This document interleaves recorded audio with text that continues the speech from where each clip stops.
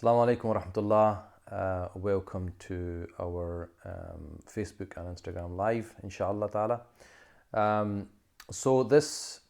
Today we're going to discuss one of the issues with a very common kind of question that a lot of young people ask is about meeting up for marriage purposes. So I suppose I should tell you who I am just in case you're wondering if you don't know who I am. My name's Amr Jamil. I'm an Islamic scholar. I have been teaching for over 10 years, and also my interest is in family law, Islamic family law, an area which I've specialised in and also been working for the last decade in that area. So I basically deal with people's personal problems, people's usually to do with marriage. One of the things that have come out from the cases I've done is helping young Muslims, single Muslims, or people who are divorced and looking to get married again, giving them advice, talking through issues. So one of the questions that comes up, as our title is for today, can we meet for coffee? I think to start with, we have to understand that we are products of our society, and there's something in Islamic law which we call urf. Urf is basically local custom.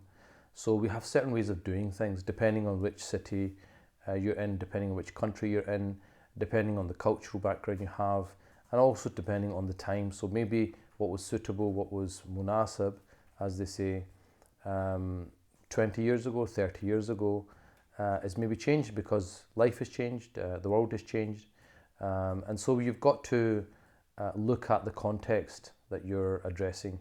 So if you go back to your grandfather's generation, grandmother's generation, it's very common, especially from the Indo-Pak background, for them to be just told who they were getting married to, or they would maybe have an idea of a few people, relatives usually, that they were going to get married to, and they didn't really feel the need, or culture wasn't accepted for them to be going out for coffee, right? Let alone discussing before marriage. They would just kind of look at the family background, look at what they did, find out if they're good people, and Bismillah. That was quite a simple formula they had.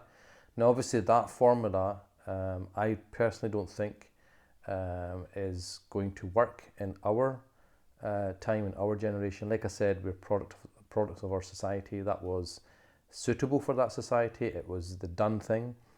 And it seemed to work. People got on, people got married, had children, and so forth. I think with our time, because I'm talking now for people who are listening from the West, in particular, living as Muslim minorities, and possibly even Muslim countries, because obviously we live in a global world now where cultural norms are kind of crossing borders. So I think our time is different. We tend to don't think of this as much of a big deal, or many of us don't. But the thing is, we also want to do what is right according to our faith. And also, it's not just about doing what's right according to our faith, which is obviously of paramount importance, but also how effective is meeting up for coffee.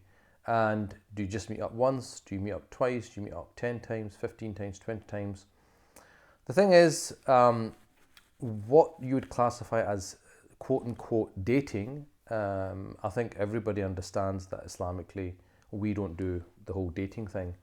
And even if you look at research, what they say is the love marriage element, which is basically when people are meeting their own, or choosing who they want to marry themselves, versus the arranged marriage formula. And arranged marriage, we're not talking about forced marriage, that's something completely different. Arranged marriage, we're talking about where the families are involved. They're the ones that are introducing the two people, they're the ones that are arranging things. I think in arranged marriages, the research indicates that the success rate of arranged marriages is more than quote-unquote love marriages. So that makes us question, doesn't it, this whole idea of dating. And then so many people date, so many people cohabit, and then they decide to get married. But we know that statistically isn't successful either, in terms of there's a high divorce rate with people who have that kind of background. So the thing is, what is actually our faith saying about this, and also what is actually effective in terms of, from a faith perspective, from an Islamic perspective to start with. We have certain rules between people, between strangers. So for example, we're not allowed to have what's called khalwa, and khalwa is basically being alone with somebody of the opposite gender, where there's nobody there, because the hadith says the third person is shaitan, and in moments of weakness people might do something that they may regret later. There can be no physical touching, so no hand holding, no hugging. It's obviously you can't now. They're saying on the news that in France and Germany they've banned, well, not banned, but they're telling people not to do the kind of kissing on the cheeks as an introduction because of the virus. But some cultures that's acceptable, but none of that is allowed. So there's no physical touching going on between the sexes. And generally, what is the Quranic order is غض البصر, which is basically lowering the gaze. قل للمؤمنين يغضوا من أبصارهم, tell the believing men to lower their gaze. وقل للمؤمنات يغضضن من أبصارهن, and tell the believing women to lower their gazes.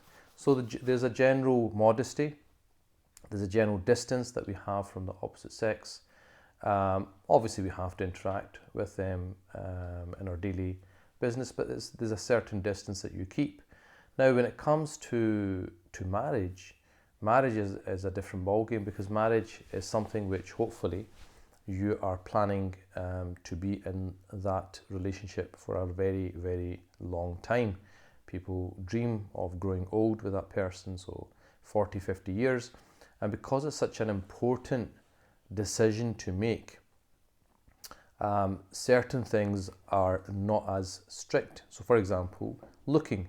I just mentioned that the normal position is what you're supposed to lower your gaze if you are looking with desire at somebody of the opposite sex. But when it comes to marriage, it's the opposite. The actual recommendation, the sunnah, is to actually look at the person. But why is that being relaxed? Because it's important that you make the right decision. It's important that you have physical attraction to the other person. Because it's a part of marriage. It's not everything, but it's also, we can't just say we'll just marry someone with good character and that's it. Don't look at chemistry and anything. No, you've got to look at that as well. So there has to be a certain amount of chemistry that you have between the couple, because obviously they're going to be together for a long time, and if they are physically not getting their needs met, then they may try to meet those needs outside of marriage, which is not permissible. So when it comes to marriage, looking at the opposite gender for the purpose of marriage, that's quite important. For the purpose of marriage, in other words, you're allowed to look to see, okay, am I actually attracted to this person? Is it the type of person that I could see myself waking up in the morning and living with and being with for the rest of my days? That's a big decision, of course, and so the rules have been relaxed for that. But however, when you make that decision that yes, this is the right person for me, then the original ruling of lowering the gaze comes back. So there are certain restrictions that we have. At the same time, we have rules, but we don't have everything like you must do it this way. What we can say is, okay, this process is permissible, or it's not permissible, or there's certain elements which are impermissible. So it's kind of left open. Now, because the way the world is going now, there's so many ways of people communicating, there's so many ways of getting to know somebody. What we would generally say is, look, there are general rules which you need to stick to. So you can't be alone, there can be no physical touching. If it's for the purpose of marriage, you're allowed to look until you make that decision. As long as these rules are being applied, there's no impermissibility. Now, in terms of how you would go about doing that is going to depend on the custom. So it could be the urf, the custom is that you do this by and informing your families, which is a norm that you inform your families, I'm interested in this person, and you set up a meeting through the families, and you meet a number of times, ask whatever you need to ask before you make a decision. But not everyone has a family, so for example, like a new Muslim might not have that family infrastructure, or maybe your relatives are all in a different country, you're by yourself in a city for a period of time, so you don't have that same network. So it is going to vary from circumstances to circumstances. So back to this question of meeting for coffee. We couldn't say it's haram unless there's the things which I've just mentioned, the impermissible things going on.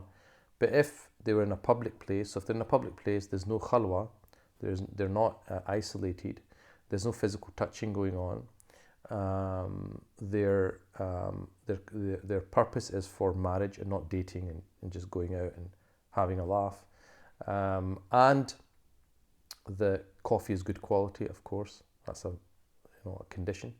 Bad quality coffee doesn't work. So if those factors are there and there's nothing impermissible going on, so we could say, quote unquote, we wouldn't say it's impermissible, but is it advisable? There's two different things. Something can be permissible but not advisable. So we might say, look, it's not impermissible, you're not doing anything haram, if your intention is pure, correct, and the conversation is for the purpose of marriage, and the conversation, you're kind of sticking to the most important things you need to discuss. You're not talking about, are you into Batman?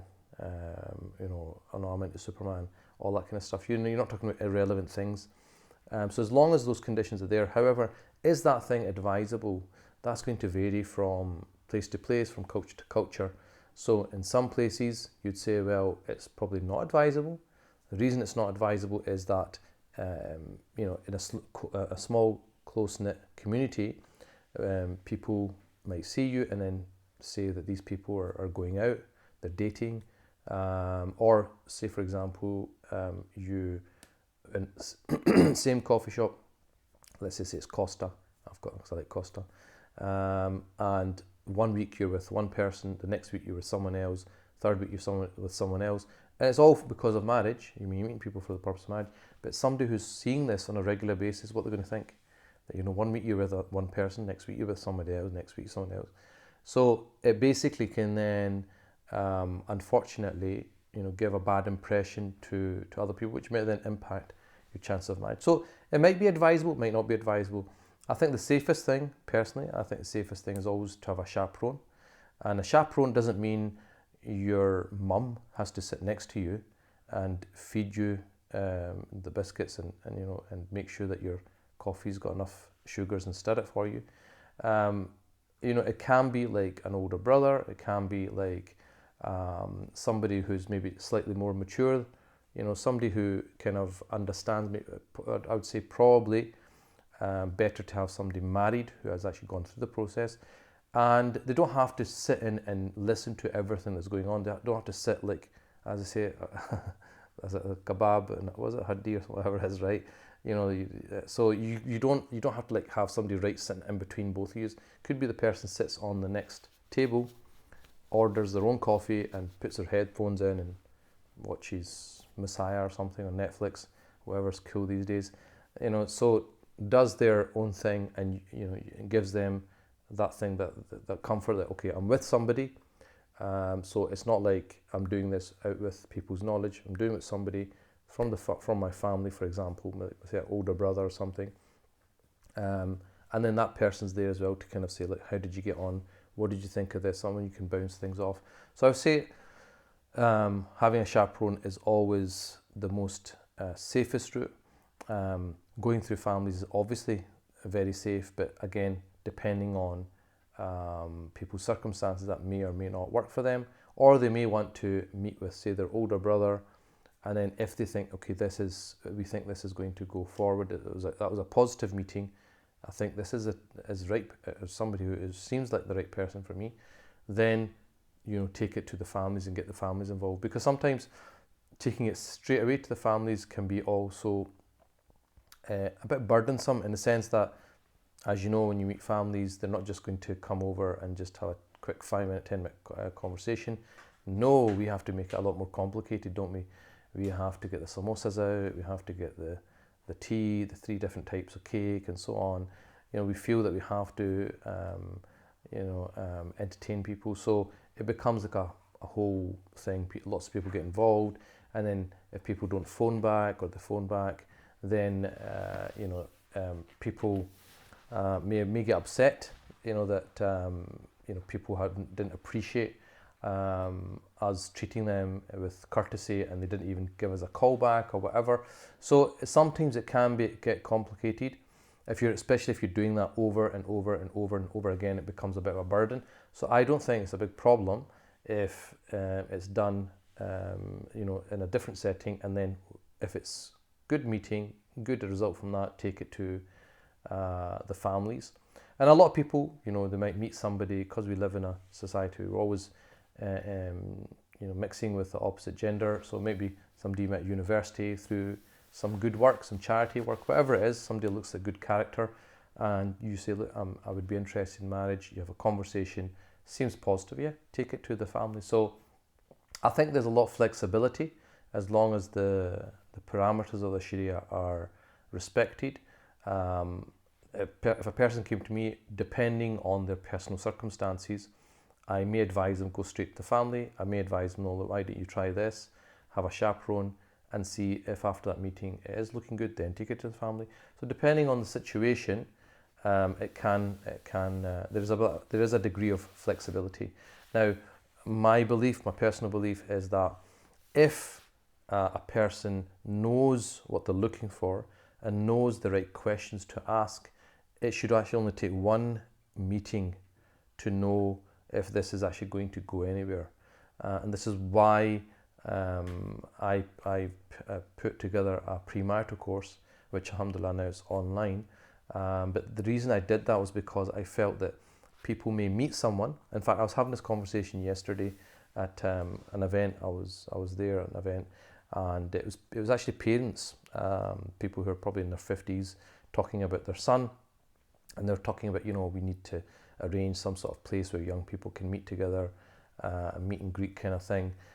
Because this is my area, can you get involved? And I said, look, that's fine. That's one element of the formula, is to get people to meet. But the problem is that when they meet, they have not thought things through, and they don't know exactly what they're looking for, and they don't know the right questions to ask, which are the more favourable questions that will get you to the result quickest. And they actually agreed. The parents agreed with me. So I said, what you need to do, I said, this is why my emphasis has been on giving people the preparation, right? Giving them all the tools and questions that they should have really thought about beforehand, so that when they'd come to this meet and greet, whether it's through the internet, whether it's through these like relationship matchmakers, or whether it's through an event, or whether it's through family, or whatever that medium is, then they know, okay, in this conversation, I've got like 4 things which are my things that I need to get clarified. But the thing is, if you don't have a strategy, you don't know what questions to ask, it might be a simple case of, the person seems nice, but everyone seems nice, right? Nobody puts on their worst attire. Everybody looks really good and says the buzzwords and says the nice things. And so sometimes there's a false sense of security, and then people get married, and I've seen this, people get married and then they realise the reality is something completely different. And this is now me going back to the question about the arranged marriage versus love marriage. I mean, all the research shows that arranged marriages are more successful than the love marriages. And this is because in love, it can be sometimes, you clicked with somebody, it was chemistry, and that overrides other considerations. Whereas in the arranged marriage, it's the other way around. You're looking at the person on paper first, and then the chemistry thing's coming second. And I've dealt with cases as well, who people never mind meeting up for one coffee, they might as well get a Costa club card, because they've met up a lot of times. And despite that, despite this whole, kind of idea that we need to get to know each other, and going on numerous meetings, if you don't want to call it dates, have ended up getting married and still been shocked that I didn't know this about this person. I thought I've been talking to them for 4 years or 5 years. I knew them, but clearly I didn't. And that's the thing, because you're only seeing that person in a specific setting. You're not seeing that person in their personal capacity, with their family, with their friends, at work. You're not seeing them in different situations and how they react. So you're always getting it's like Instagram, isn't it? So if you think of Instagram, half the people on Instagram don't look like their picture, because they're putting all these filters and they're changing the features of their face and stuff like that. So when you see them in real life, you have to it's a double take. You're like, is that you? Is that the same person? So that's the number one. Number two, Instagram is always you always put your best pictures, isn't it? You don't put your worst pictures. You don't wake up in the morning and you haven't washed your face, you haven't brushed your teeth, and you look like a complete mess and go, yeah, let's take a selfie, put it on Instagram, right? You're going to wait until you've showered, you've done everything, and even if you're not feeling very happy, you probably take a couple of minutes to make yourself feel happy, and then go and take a picture, isn't it? And that's it. That's the image you're showing the world. So it's similar to that. You're only showing a snapshot of yourself to that person. You're showing them what you want them to see, and that's why I think it is a false sense of security. This thing I've been speaking to this person for 2 years or something. I've been seeing them, because when you get married to them, you'll see the real person. And when they're in situations where they're really tested, you'll see the real character come out.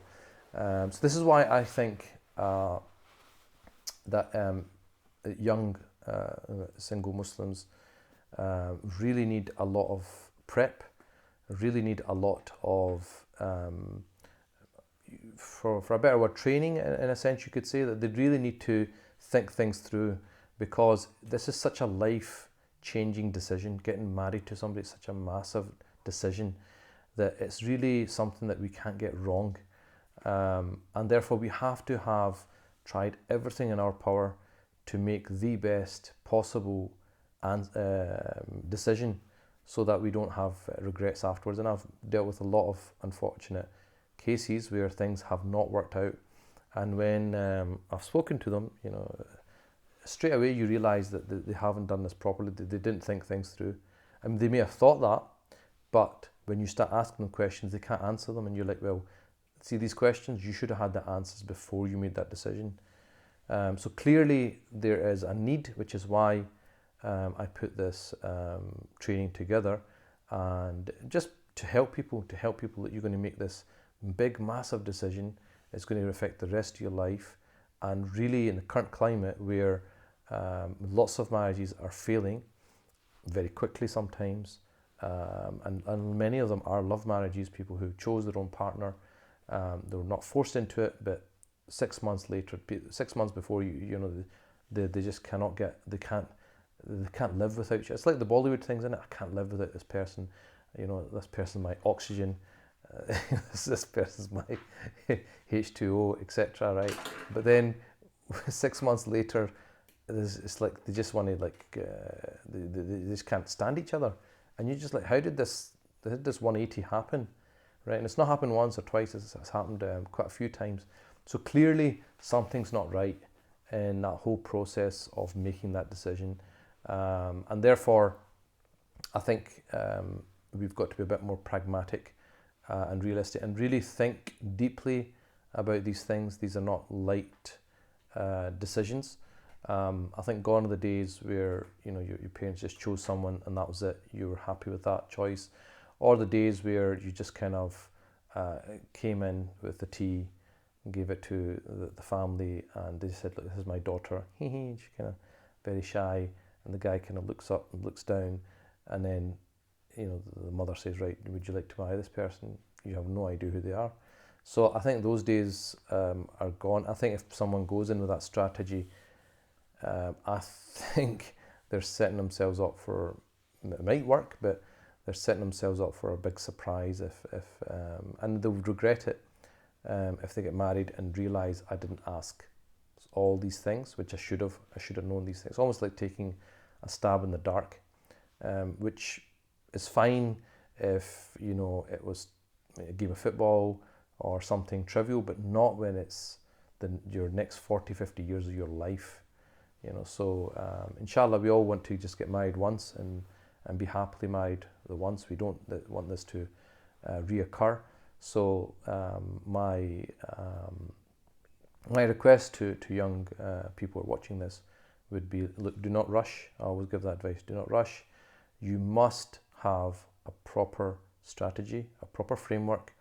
You must have thought a number of questions through before you can decide whether that person is the correct person or not.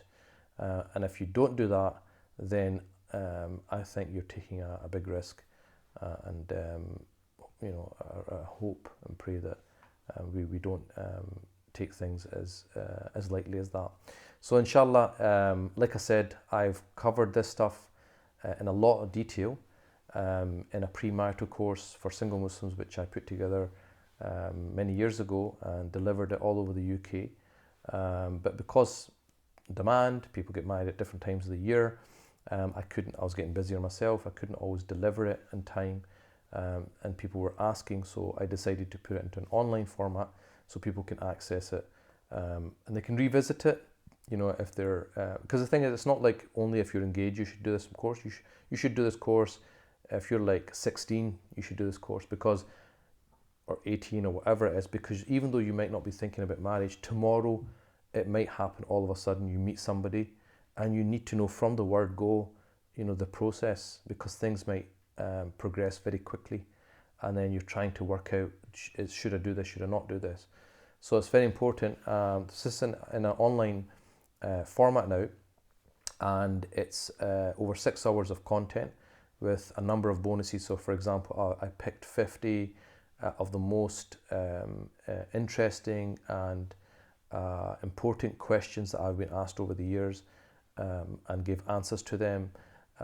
There's also lifetime access to this, so once you've got it, you can revisit it as much as you want. You can do it as slowly or as fast as you want, and also you can leave questions as well. So if you have questions, you can leave questions, and I will periodically answer those questions. So you've kind of almost got access to me for lifetime, as long as I'm alive, right? But as questions come in, I will collate them, answer those questions. So it's an ongoing learning, hopefully, inshallah, and you have access to me through that. And this is for a limited period. We are going to close the cart very soon. We actually ran this last year. We opened the first launch. Alhamdulillah, it was very successful. And then as soon as we stopped it, people have been emailing us since that time, for a whole year now, when it's going to open again. So we wanted to make some tweaks. We moved it from one platform to another platform, a better one, alhamdulillah, now, just to make that experience a lot better. So all these kind of ongoing improvements have been made now, inshallah. And so this is the second launch now, so we're opening again.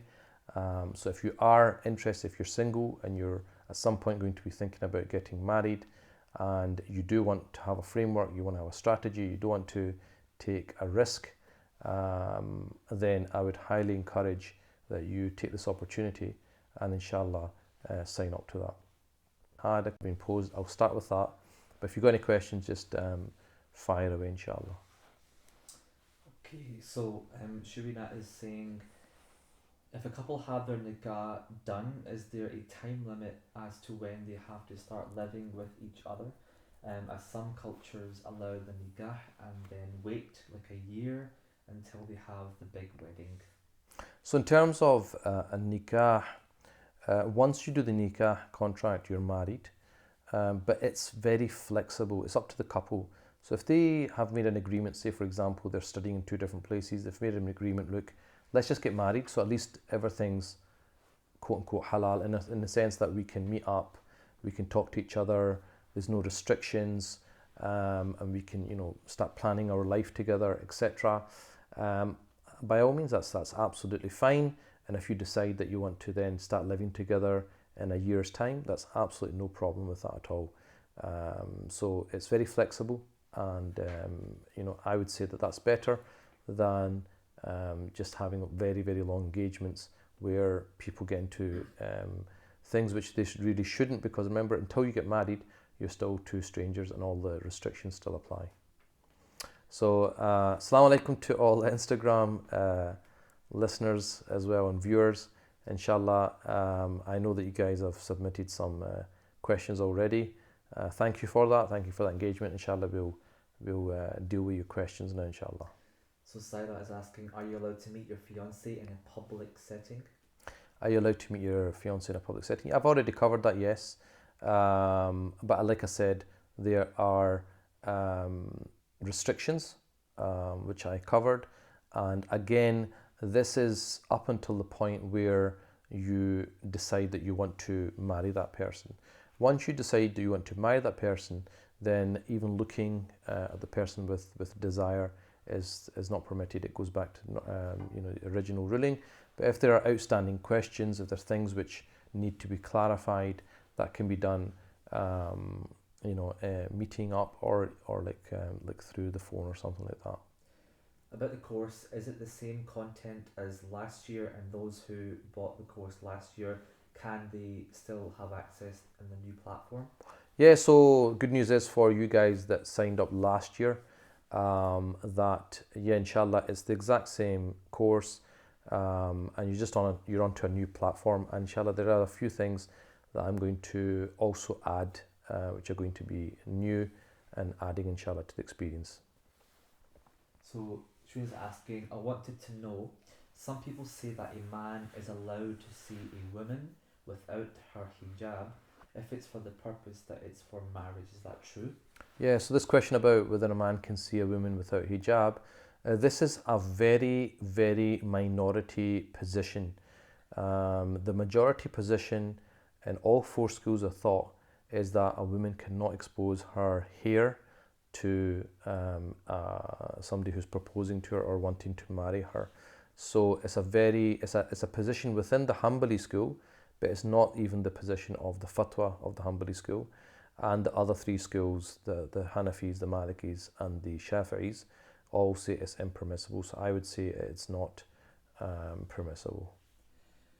Someone here is asking, I would like to know if it's permissible to talk about emotional intimacy and sexuality with the fiancé before marriage in order to have an idea about the psychological needs of each one and to promote communication on this topic. It depends on what exactly you want to discuss, and there's always there has to be like I mean, you could, like I said, you can go into as much. You could argue that you need to ask absolutely everything. You need to know absolutely everything. I don't believe that. I believe that there are things which are the fundamentals, and as long as that is solid, that is there, then other things can be discussed later. Other things can be discovered later. So I don't think you need to know everything about the person. You need to have a good grasp of them. So if the emotional intelligence, get a good grasp of the type of person you're dealing with. And you can maybe pose a few questions. What do you think of this? What do you think of that? And from that, you should be able to gauge their, kind of general attitude, general approach to things. And if all that seems, it seems to tick the boxes, I don't think we need to go into absolutely every single detailed, thing of marriage. But obviously, maybe things like, if you don't want to have children straight away, that I'm studying and I don't want to have children for the next 3 years, all that stuff is quite important because the other person might want to have children.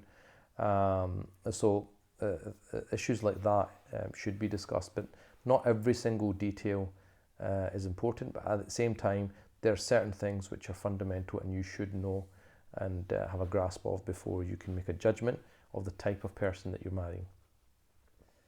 So Luna's asking, what should you do if you don't feel a physical attraction when you first meet someone? If you don't meet a physical attraction, I mean, that is one of the things which is a part of the formula. It's not everything. I don't think you should reject the person just because you're not physically attracted. But basically, go ahead and see what other things they have to offer. It might be that their character is so beautiful that, as you say, beauty is in the eye of the beholder, that you may think, subhanallah, this person has got an amazing character. It's I need to be with this type of person because they're amazing. I've never met someone like that. So it could be that that is so strong that it overrides the physical thing. And sometimes, it could be that maybe the first time, it didn't click, but maybe the second time that you go, you kind of have a different feeling. So you could take your time and see if there's absolutely zero attraction, then I think that you should really then think about it, and you have to, because you have to think. Remember, you're going to be intimate with this person. You're going to be responsible to look after each other's physical needs, emotional and intimacy needs. So if you feel that you'll not be able to do that, then maybe this is not the right person for you. I remember there was a brother who contacted me, and everything was great about the person, but he said the one thing was her complexion. So her complexion was bothering him. And I said, look, you need to really just think this really through and think, is it a deal breaker, or is it something that you think, well, okay, maybe it's not 100%, because nothing's going to be 100% anyway, but the person I'm marrying is good enough that I'd actually like to be with this person. And then I remember I met him in the street. I didn't know who he was because it was over the phone. It's all confidential. And he said, Sheikh, I spoke to you. I said, well, you need to tell me because I speak to a lot of people. Explained the situation. I said, okay, so how did you get on? He goes, well, I really, really thought about it. And alhamdulillah, I went ahead and married that person. So, as long as you've really thought about it and are comfortable then with the decision you make. So somebody here is asking, how do you go about the process if you're getting to know someone internationally? International, if you're going to get to know the person internationally, I mean, then. And, second question is related to that. Is it halal to slide into the DMs with the intention of marriage? So let's say if the person is international, can you then do that to get to know someone? Or what do you mean by that? So sliding into someone's DMs, you haven't heard of that? No, on you go. Okay. So basically private messaging someone of the opposite gender with the intentions of asking them for marriage. Yeah, I mean, so internationally, obviously there's restrictions because you're in different countries, but see, it's all about being upfront and noble about this. There's a noble way of doing things. There's even the Prophet said that every ummah has a characteristic, and our character is haya, is modesty. So even in your interactions, there's got to be an element of modesty. But you could say, look, I'm not doing this to mess about. I'm genuinely interested in marriage. I'd like to fulfill half of my deen. This is important to me, and you might be the type of person that might suit me, as long as you don't mind, and I hope you don't mind that I've asked this way, but is this something that you'd be willing to consider? If you're not willing to consider it, no problem. I will not contact you again. I will not harass you, etc. If it is something that you might be open to, then let me know, and let me know how you'd like to proceed. The other person might say, well, it's fine, but I need to speak to my family, or it's fine, I need to have somebody with me, and maybe we can do it via Skype. We can speak to each other. We can exchange details. That can then follow from the whatever is comfortable for both people. But again, as long as there's etiquettes, mannerisms involved, and it's done in an appropriate manner. So the second question about DMs, some people depends. Some people take it don't take it very well. Some people do take it well. Some people think it's a bit creepy. So I think, again, if there's another way of doing it, then I would say try another way. Like, for example, if you know a mutual person that could ask on your behalf, I think that's a lot more nicer and more noble. But again, everyone's situation is different. If there's no way of contacting this person apart from direct messaging them, but it has to be done in a very respectful way. And if the person is not interested, then respect their decision and do not contact them again. Because what happens is sometimes the person might say, I'm not interested, and you say, oh, give, this, that, and all the rest of it, and they keep kind of chipping away, and then the person kind of gives in. I'm against that. If you've asked somebody in a respectful way and they've said they're not interested, you've got to respect that decision.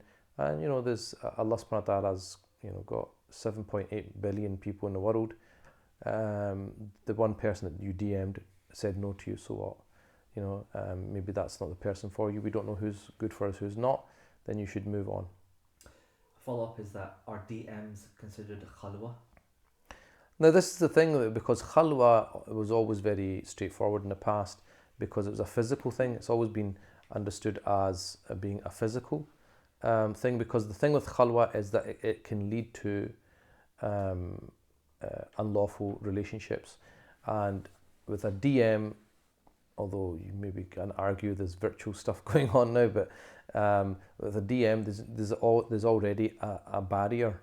Or if you're doing it, speaking to somebody on the phone, there's a barrier. You can't physically do anything. But again, there's similarities. Like you could basically be talking inappropriately. You could be, almost, although it's not a physically like unlawful behavior, you could be doing it through the tone of your voice and the content of what you're saying.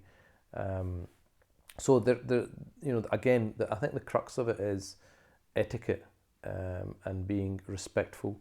And so I wouldn't say DM is khalwa, but it can be un-Islamic if the language which is used is inappropriate, if the tone, the way that you're doing it, if like I said, if the person says no and you keep harassing them, then it gets to the point of harassment, and the language as well, like hey babe, that kind of stuff, right? There's no need for it. You have no idea who this person is. Why are you calling them babe for a start? So that kind of stuff. Assalamu alaikum, and dear sister, etc., etc. I am such and such. I'm from such and such. I really hope you don't mind, but I couldn't find a better way. I don't have any mutual contact with you. My intentions are noble. Blah blah blah. That's one way of doing it. Another one is like, hey, how you doing? Let's get together. Oh no, just give it a shot. What you got to lose? Do you know what I mean? Don't be like that. That kind of sleazy talk. I think is not acceptable. On Facebook again. Back to Facebook. How much should we speak to each other, and about what should we speak once the compatibility is established in the run-up to the wedding, i.e. an engaged couple? I want to get to know her better and foster a friendship or a positive liking between each other pre-marriage, but this has caused some tensions and disagreements already.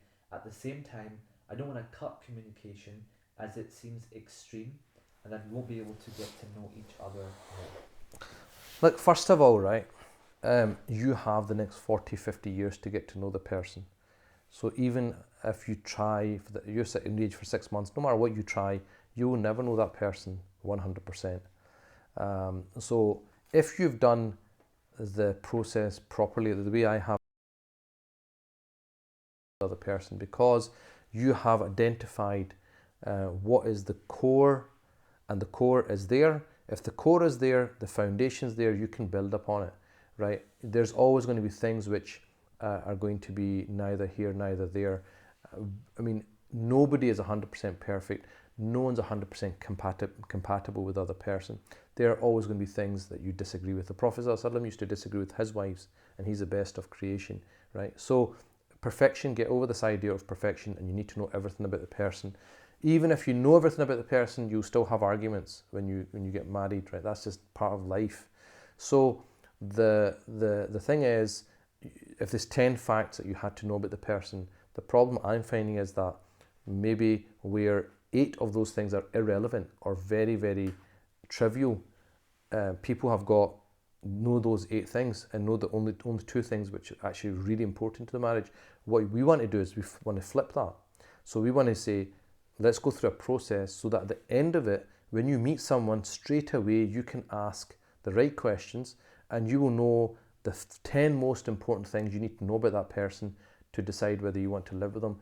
You will never be able to know 1,000 things about them, right? But so you have to hone into what are the absolute crux matters. If the foundation of the building is going to be there, you're going to be able to build on that. But if your foundation is weak, then it doesn't matter what you do. It doesn't matter if you know that person for 10 years of dating, then there's still a huge risk that marriage will not work. Mm-hmm. How do you deal with someone who tells you they were in a long-term physical relationship before they were considering marriage? Well, if they said they were in a long-term physical relationship before marriage, you can ask them, was that, I take it that wasn't a marriage? If it wasn't a marriage, it means that they've obviously been physically intimate with somebody, and then you have to decide for yourself whether you're willing to let that go. I mean, I take it the person has repented from that. If they haven't repented, that's a big problem, because then they don't see it as a big deal, and they might want a physical relationship with you before marriage.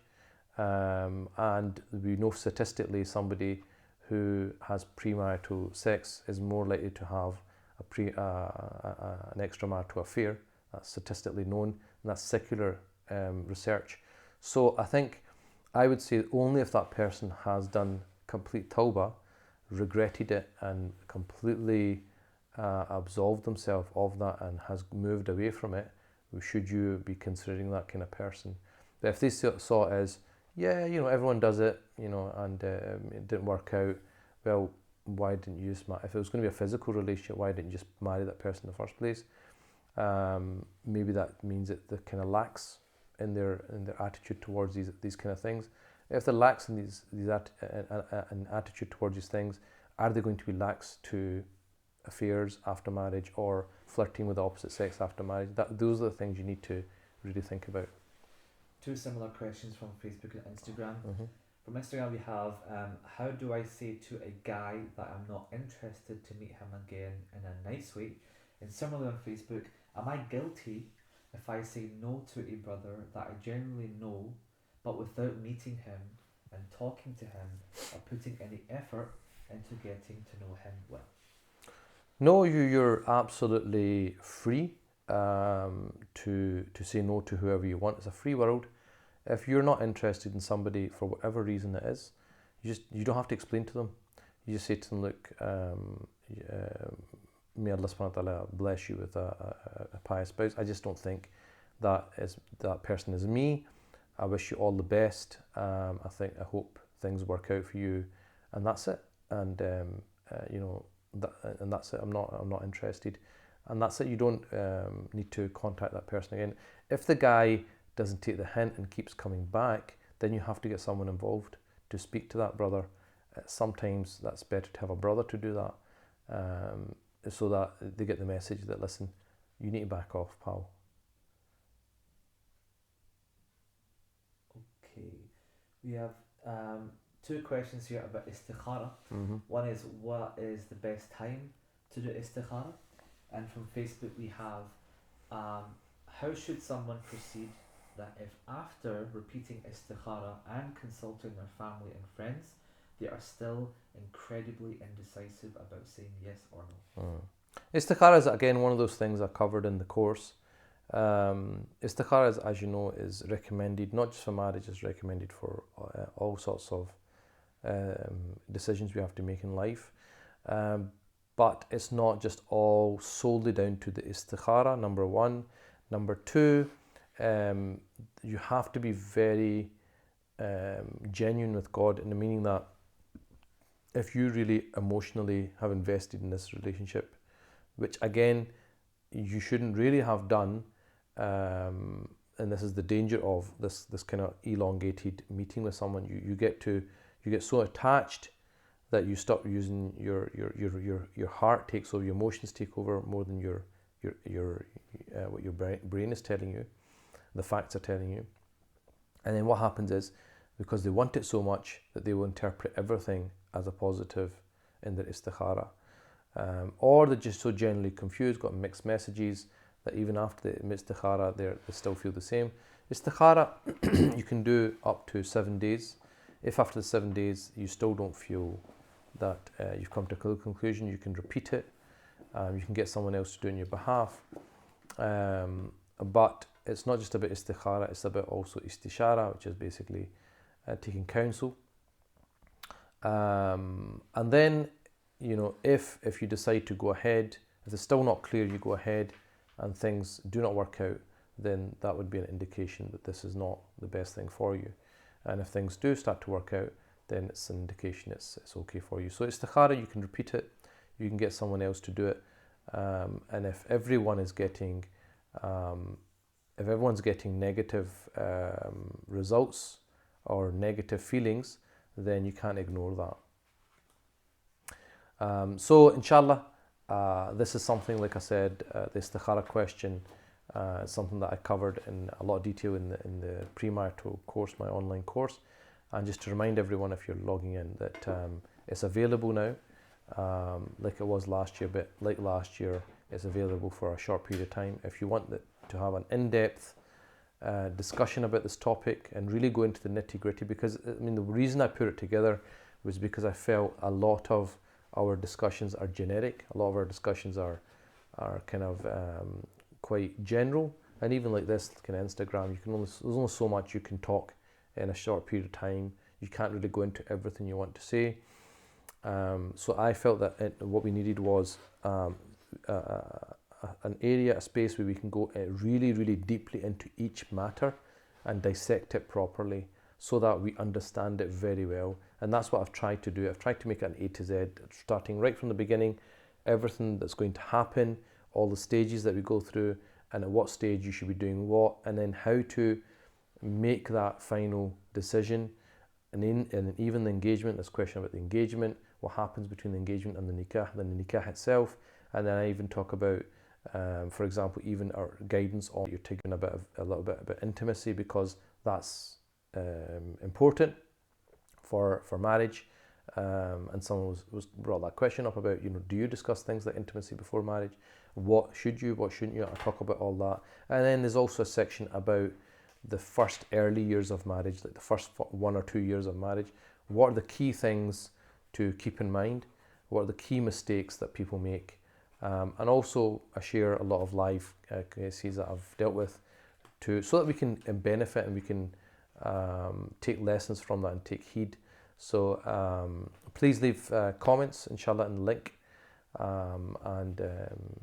Thank you for having taken part. Is there any other questions? We've got a few more, okay. but we'll wrap it up in a couple of minutes. So someone has asked here on Instagram, what if the man is good but isn't financially stable at the moment, but said he will be in a few years? If the man is good and he's not financially stable, but he said he will be in a few years, you have to have proof for that. I mean, is he doing a course? Is he doing an apprenticeship? What's his evidence that he will be in a few years? Number one. Number two, it is the female's right to be financially maintained by the husband, but she can forgo that if she wishes to do so for a limited period of time or a long period of time. That's all flexible with the person. But I think you would expect some stability with the husband if you can. If he's not completely stable, maybe he's a student or something, but you'd expect him to have like a part-time job or something like that. But that's something which is flexible. If it's like, for example, you've been looking for a while, you've met many people, this person is outstanding in the person's character, but maybe they've gone into education and they're going to be in education for a couple of years, so they're not going to have extreme wealth, but they have the basics, and you're willing to say, well, I'm working, I don't mind, we're a partnership and so on, then I don't think that's a problem. But that's down to that person to make that decision. Person here said, "Are cousin marriages really a thing in Islam?" But I think that's covered in the course, right? Yeah, cousin, definitely. You can only marry your cousin, that's it. So makes it easy, doesn't it? So you just look at your cousins, eeny, meeny, miny, mo, and that's it. Just pick somebody. No, cousins. Again, yeah, that's something I covered in the course as well. And the short answer is, it's not recommended. It's not discouraged. It's neutral. You want to marry your cousin, fantastic. You don't want to marry your cousin, that's fine as well. After a potential is found, what is the best way of action after that? Once a potential is found, what's the best way of action? Again, that's too general a question, really. I think they mean is, how do you then proceed to finalise that and get married? Again, depends on the situation. You know, really, it's too general. That question's too general. Is it okay to meet with a number of different rishtas to see who you are more compatible with? More proposals? Okay. Um, Again, this is where there's two questions. One is it permissible?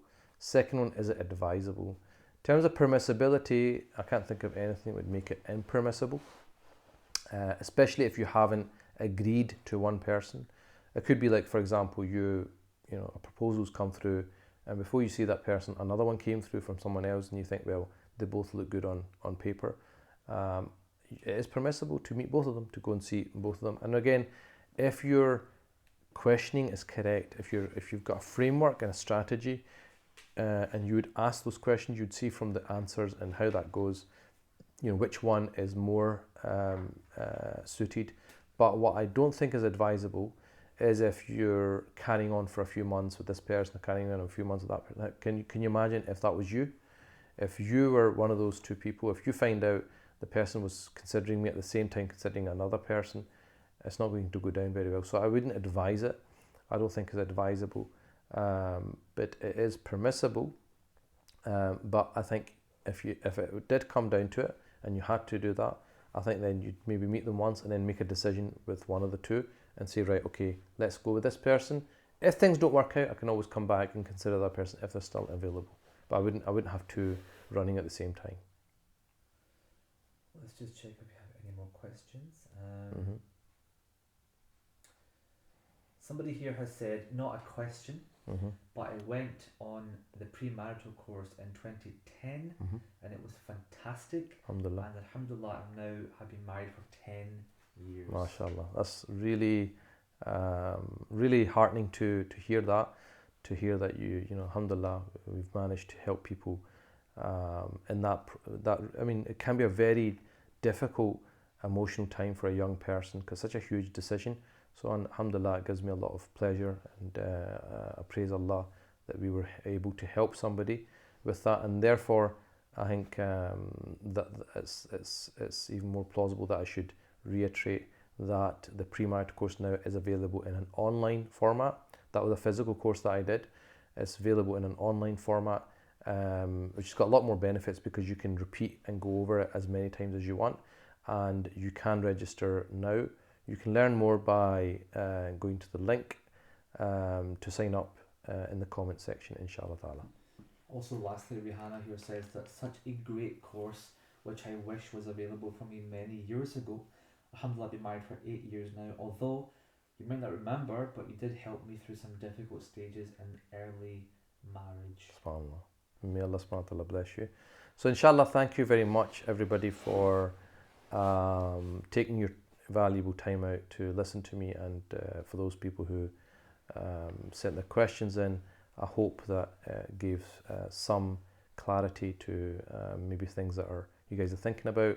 But like I said, I would encourage to do this properly, to study it properly through the online course. And it's an in-depth course that takes you right from the beginning all the way through, and all these queries, all these things that are niggling questions, we cover all of that inshallah ta'ala. And at the end of it, it becomes very clear what type of person is going to suit you and how you should go about doing it, and what are going to be the right questions